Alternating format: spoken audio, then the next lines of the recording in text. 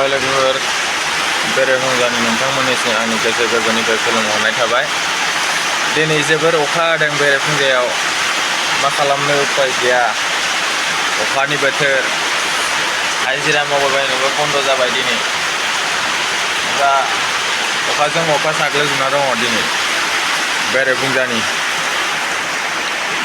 हाजिरा मावनो सानदोंमोन औवा दाननाय, गैया बन्द जाबाय लोगोफोर। मा खालामबावनो, हाजिरा मावना जाग्रा फिसा, हाजिरा मावाबा मोनजाया। नाय लोगोफोर नै, अखाजों अखा न'आवनो उन्दु थानांबाय दिनै।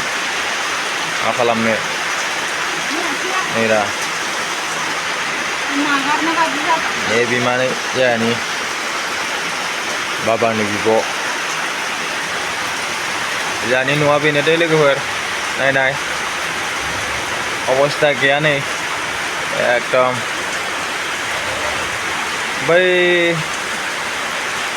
न'आव ओंखामसो जायो जोंहा, सरकारनि न'मोन बेयो। नुयो ओंखाम जायो बेयाव। ओइ जोंहानि ब्रादार लोगोफोर।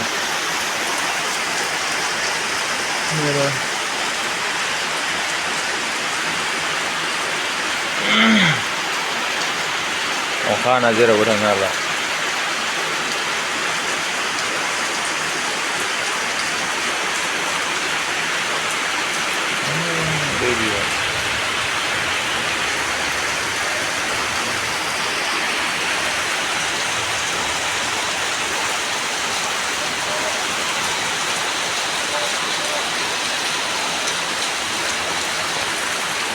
Bene,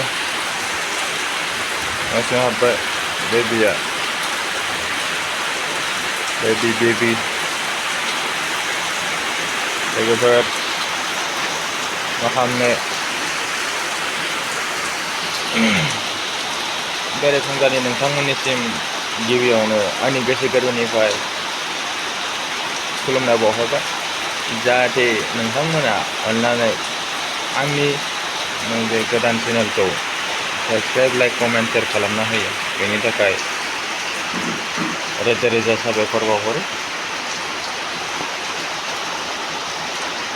अन्नानै सोरबाफोर आंनि चेनेलाव गोदान फैदोंबा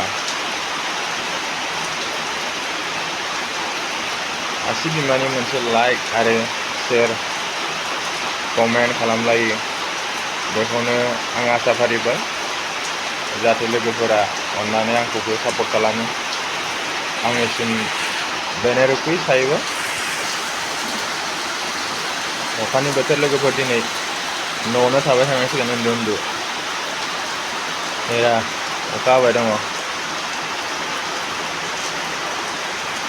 लोगोफोर। साहा लोंखांबाय, मर्निंनि साहा लोंनायखौ खोन्थानाय जादिया। बिदिबा बेखिनियावनो दोनथ'नोसै लोगोफोर। चलो।